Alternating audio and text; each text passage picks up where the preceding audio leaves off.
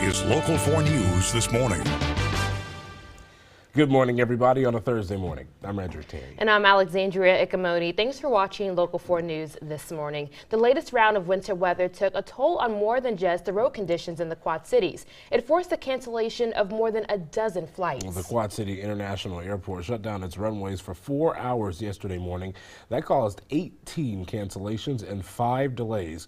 Authorities there tell Local 4 News they've had more problems this winter. Local 4's Tahir Rahman reports how expensive it's getting this year. Operations are back to normal here at the Quad City International Airport, but it took hours of manpower, tons of chemicals, and thousands of dollars to get to this point. And now we take you behind the scenes for what it takes to get these planes off the ground. It takes a lot to stop ground traffic here. Highly unusual for us. For many, many years, we've operated without having to close at all. But when snow became ice, Airfield Maintenance Supervisor Brad Gant had to call a code 0. When we have ice, they can't get any grip with their tires. For hours, more than 24 crew members tackled the tarmacs and runways, using 3 different kinds of non-corrosive chemicals. This round pellet shape will penetrate through the ice, and then underneath the ice it will spread out and break the bond of the ice on the pavement, allowing us to remove it. The products cost 20 times more than typical road salt. This product costs about $1 a pound, so when we put down 1 ton, it's almost $2,000 per ton. To get the grounds ready for takeoff Wednesday, about $35,000 in chemicals, and it's just the tip of the iceberg this winter. So far this year, we've had to use about $288,000 worth of our chemicals. Gant says his budget is usually half that amount, and Executive Director Ben Leischner says we're on track for record costs. We're fastly approaching those numbers as far as overall expense, and I imagine by the end of this winter season we'll pass those numbers pretty well. More overtime hours. We're up to about 2,700 so far for this season. More breakdowns. Certainly a lot more mechanical issues than last season. The more hours we put on them, the more they break down. More delays and cancellations. An uptick in the number of cancellations, delays, and impacts to the air carriers. And although winter isn't over yet, Gant says his crew is meeting the next storm head on. Since we've gone this far, let's just break the record. With more events expected this winter, airport authorities say the best way to stay on top of those delays and cancellations is by downloading the app. For airlines, they say many times passengers will get those push notifications even before the airport does. In Moline, Tahir Rahman, Local 4 News. One school district is changing schedules because of the winter weather. Davenport schools closed for 7 days because of the weather. They started late 6 times so far this year. The district will make up for that lost time by making school days 20 minutes longer. That starts on March 4th. There won't be any more early release days on Wednesdays either. One day of spring break will now be a snow makeup day. The last day of the year for students will be June 6th.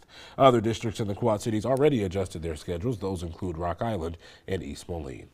Rock Island has seen a drop in violent crime. The police chief says community involvement is playing a big role. The numbers show violent crimes decreased 34% between 2017 and 2018. That includes murder, sexual assault, and aggravated assault. The chief says these numbers are the long-term results of policing programs they've rolled out over the years. That includes getting officers out into the neighborhoods. The police department tries to participate in various community events to interact with the public, to get the public comfortable with them, in the neighborhoods, social gatherings, whatever it is. And some of those interactions have certainly paid off. There were some negative aspects of the crime reports. Police say there was an increase in robberies and stolen cars. We have a full breakdown of numbers for you on our quadcities.com. This year is bringing a big change for the Clinton School District. They recently installed the Raptor security system to check guests in and out of their schools. The system scans visitor IDs and provides an electronic log of everyone inside the building. Raptor also offers sex offender screenings and alerts. Visitors will have to bring their ID the first time they check into any school district. The mayor of Bettendorf delivered his State of the City address yesterday. Mayor Bob Gallagher says he's impressed with the collaboration among city leaders and people throughout the area. Gallagher also stressed the impact made by the TBK Bank Sports Complex on Bettendorf. Visitors to our area have pumped in $10 million since TBK opened in May 2018. It opened before schedule, and it's outperforming our expectations. It is that game changer that we need for the youth. Gallagher says the city's focused on developing the east and west sides of downtown. The goal is to bring new jobs and new development. A luxury stay for your pet while you are away. Jaron Finley recently turned his garage in Donahue into a Cat's Meow Country Inn. Described as luxury cat boarding, it's the only service of its kind in Scott County. She says she came up with the idea when she had to travel long distance to board her dog and wanted to give pet owners more options. Local 4's Kelly Bowles takes us inside the Fancy Cat Hotel. Leaving town, but you don't want to leave your cat cooped up in a cage? The Cat's Meow Country Inn might be the perfect fit for your feline. Here, your furry family members will enjoy the finer things. Each cat or cat family gets a private suite with a countryside view at no extra cost. Supplied with toys and a scratching post, your cat is guaranteed to have a good time.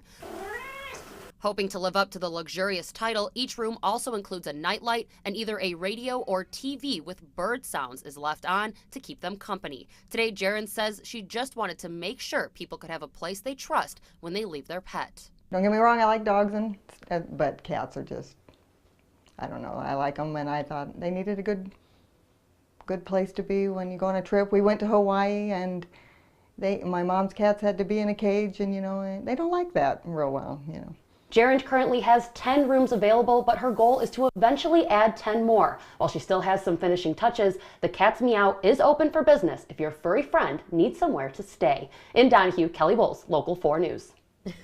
That may be the happiest I've ever seen Kelly doing a story here. I was thinking the same thing. That smile was a different smile, but she's a cat lady. She is a cat person for sure.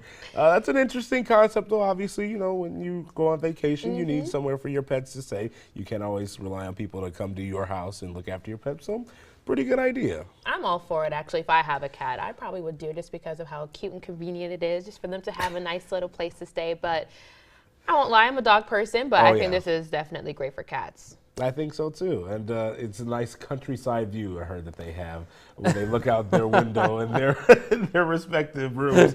Ash, it doesn't sound any better than that. Really. No, it's really perfect. I tell you, I'm sure they're just the feline, the luxury.